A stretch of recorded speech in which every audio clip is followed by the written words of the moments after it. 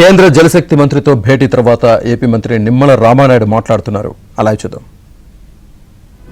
ఇరు రాష్ట్రాలు కూడా ఇచ్చిపుచ్చుకునేటువంటి వాతావరణంలో అందులో కూడా ముఖ్యంగా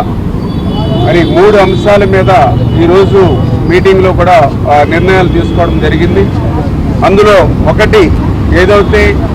ఇరు రాష్ట్రాల్లో ఉండేటువంటి రిజర్వాయర్లు ఏదైతే ఉన్నాయో ఆ రిజర్వాయర్ల యొక్క అవుట్ఫ్లో వెళ్ళేటువంటి కెనాల్స్కి వెళ్ళేటువంటి అవుట్ఫ్లో దగ్గర టెలిమెట్రీస్ మరి ఇరు రాష్ట్రాల్లోనూ కూడా ఏర్పాటు చేయాలనేటువంటిది మరి ఇద్దరు రాష్ట్రాలు కూడా అంగీకరించడం జరిగిందని చెప్పి తెలియజేసుకుంటూ ఉన్నాం.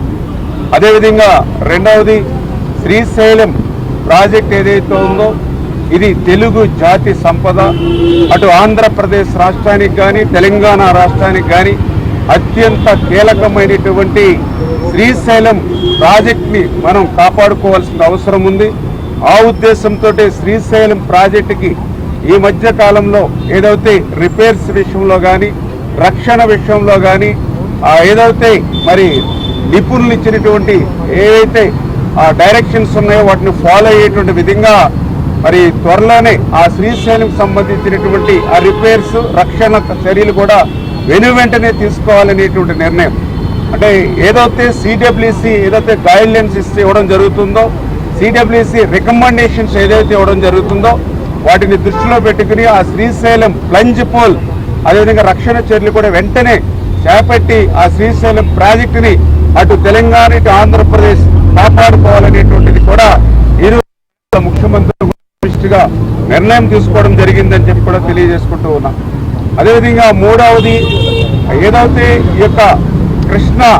నదికి సంబంధించినటువంటి బోర్డు ఏదైతే కేఆర్ఎంబి బోర్డు ఏదైతే ఉందో అది ఆంధ్రప్రదేశ్ రాష్ట్రంలో మరి అమరావతిలో మరి అది ఉండేటువంటి విధంగా అదేవిధంగా ఏదైతే గోదావరి నదికి సంబంధించి జిఆర్ఎంబి బోర్డు ఏదైతే ఉందో అది తెలంగాణ రాష్ట్రం హైదరాబాదులో ఉండేటువంటి విధంగా మరి 2 రాష్ట్రాల ముఖ్యమంత్రులు కూడా మరి యొక్క కేంద్ర మంత్రివర్యుల ఆధ్వర్యంలో నిర్ణయం తీసుకోవడం జరిగింది. తద్వారా మరి కేఆర్ఎంబి బోర్డు విజయవాడ అమరావతిలోను అదేవిధంగా జిఆర్ఎంబి బోర్డు హైదరాబాద్లోనూ ఉంటుందనే విషయాన్ని కూడా మరి ఈ సందర్భంగా నిర్ణయం తీసుకున్నామంటే విషయాన్ని కూడా సందర్భంగా తెలియజేసుకుంటూ అదేవిధంగా మరి మెయిన్గా ఏదైతే ఆంధ్రప్రదేశ్ రాష్ట్రం నుంచి పోలవరం బనకచెర్ల ప్రాజెక్టు అంశం మీద ఏదైతే ఆంధ్రప్రదేశ్ ఇచ్చినటువంటి అంశం మీద అదేవిధంగా తెలంగాణ రాష్ట్రం కృష్ణా గోదావరికి సంబంధించినటువంటి ఏవైతే రేట్ చేసి ఇవి 2 కూడా టెక్నికల్ ఇష్యూస్ అన్నీ కూడా ఇన్వాల్వ్ అయి ఉన్నాయి కాబట్టి ఈ టెక్నికల్ ఇష్యూస్ని ముందుగా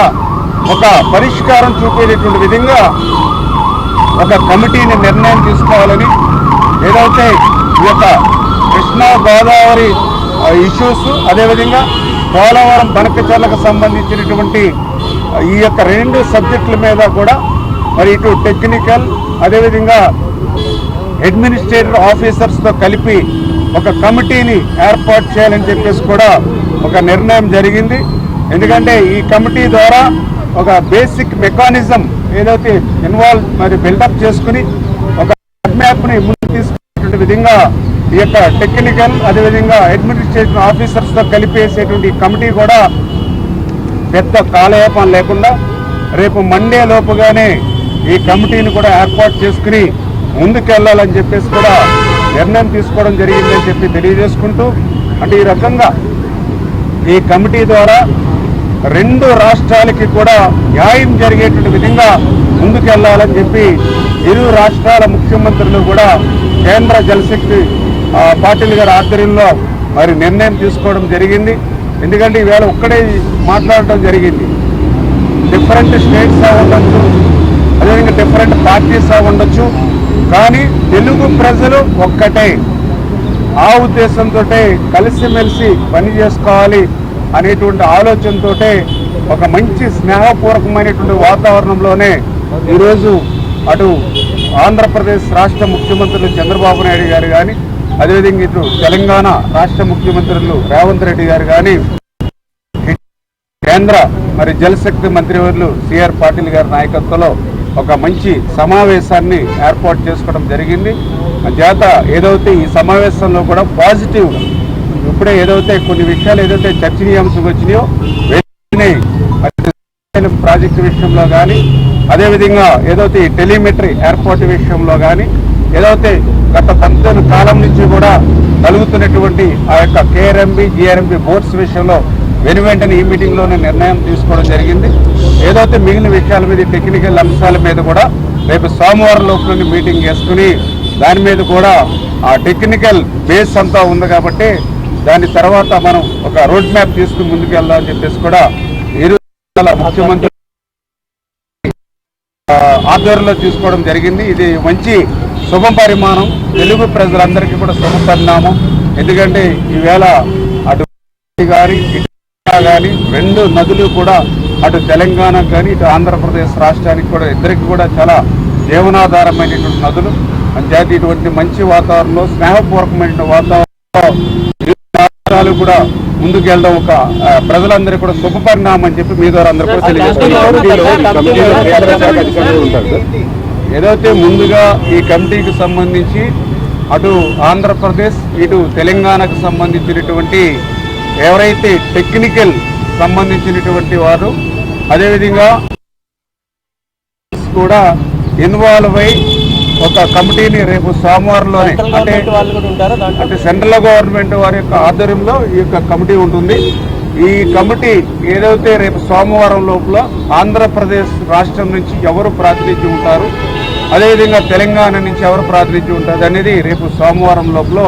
ఈ కమిటీలో ఉండేటువంటి మెంబర్స్ ఎవరైతే అంటే అటు టెక్నికల్ కానీ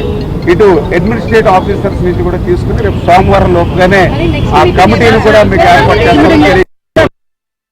అంటే ఏదైతే ఇప్పుడు ఈ టెక్నికల్ అండ్ ఆఫీసర్స్ తో కమిటీ ఏదైతే ఏర్పాటు చేశామో ఇదంతా కూడా టెక్నికల్ ఇష్యూస్ ఉన్నాయి. ఎందుకంటే ఏదైతే గోదావరిలో మరి ప్రతి సంవత్సరం కూడా 3000 టీఎంసీలు ఏదైతే వృధాగా పోతూ సముద్రంలోకి పోతుందని చెప్పాము, ఇటువంటిది ఆ రికార్డ్స్ ఇవన్నీ కూడా వెరిఫికేషన్ చేసుకోవడం ఇట్లాంటివన్నీ కూడా టెక్నికల్ ఇష్యూస్ అదేవిధంగా కృష్ణా గోదావరి ఉన్నాయి కాబట్టి అందుకనే ముందు టెక్నికల్గా అటు తెలంగాణ ఇటు ఆంధ్ర బోత్ స్టేట్స్ నుంచి టెక్నికల్ గా మనం కూర్చుంటే ఒక రోడ్ మ్యాప్ తీసుకుంటే తర్వాత అప్పుడు మళ్ళీ కేంద్ర జలశక్తి మంత్రివర్గంతో మళ్ళీ అవసరమైతే అది ఈ టెక్నికల్ గా ఒక నిర్ణయం వచ్చిన తర్వాత దాన్ని అవసరమైతే ఇంకొకసారి మళ్ళీ ఇరు రాష్ట్రాల ముఖ్యమంత్రులు అదేవిధంగా కేంద్ర జలశక్తి మంత్రి ఆధ్వర్యంలో మీటింగ్ జరుపుకోవడమా లేదంటే ఎపెక్స్ కౌన్సిల్ లో మీటింగ్ తీసుకోవడం అనేది నిర్ణయం తీసుకోవడం జరుగుతుంది. ఎజెండాలో మీరు పెట్టిన అంశాలు ప్లస్ 13 అంశాలు పెట్టిన అంటే వాటి మీద ఈ రోజు డిస్కషన్ జరగలేదైతే మొత్తం ఏదైతే మీ మీద చెప్పడం జరిగింది, ఏదైతే మనం పోలవరం బనకచెట్లకు సంబంధించినటువంటి ఏదైతే ప్రాజెక్టు మీద ఆంధ్రప్రదేశ్ రాష్ట్రం ఇచ్చినటువంటి agenda, at the same time ఏదైతే కృష్ణా గోదావరి యొక్క నీటి లభ్యత మీద తెలంగాణ ఇచ్చినటువంటి అంశాలు ఏవైతే ఉన్నాయో వాటన్నిటి మీద చర్చ చేసిన తర్వాతే ఇందులో టెక్నికల్ ఇష్యూస్ ఇన్వాల్వ్ అయి ఉన్నాయి కాబట్టి ముందుగా టెక్నికల్ పీపుల్ అదేవిధంగా అడ్మినిస్ట్రేటివ్ ఆఫీసర్స్ తోటి కమిటీ వేసుకుని ఒక రోడ్ మ్యాప్ మనం ఏర్పాటు చేసుకున్న తర్వాత అప్పుడు మనం మళ్ళీ ఒక మీటింగ్ ఇరు రాష్ట్రాల ముఖ్యమంత్రులు కేంద్ర జలశక్తి ఆధ్వర్యంలో మీటింగ్ పెట్టుకోవడం, లేదంటే 2016లో ఒకసారి స్టేట్ బైఫర్గేషన్ అయిన తర్వాత మరి ఎపెక్స్ కౌన్సిల్ మీటింగ్ జరిగింది, తర్వాత మళ్ళీ 2020లో ఒకసారి ఎపెక్స్ కౌన్సిల్ రెండో మీటింగ్ జరిగింది బైఫర్గేషన్ తర్వాత. అప్పుడు పరిస్థితిని బట్టి అవసరమైతే మూడవసారి ఎపెక్స్ కౌన్సిల్ మీటింగ్ పెట్టుకుని ఆ మీటింగ్ లో నిర్ణయం తీసుకుంటామని చెప్పి తెలియజేసుకుంటాం. అంటే త్వరితగతిని పూర్తి చేయాలనేటువంటి ఆలోచన. అందుకే కమిటీ కూడా కాలయాపన లేకుండా వితిన్ వీక్ లోనే మనం మండేలోనే ఎగ్జిక్యూట్ చేయగలుగుతూ ఉన్నాం. దానికి కూడా ఇమ్మీడియట్లీ కాలయాపన లేకుండానే నిర్ణయం తీసుకోవాలి.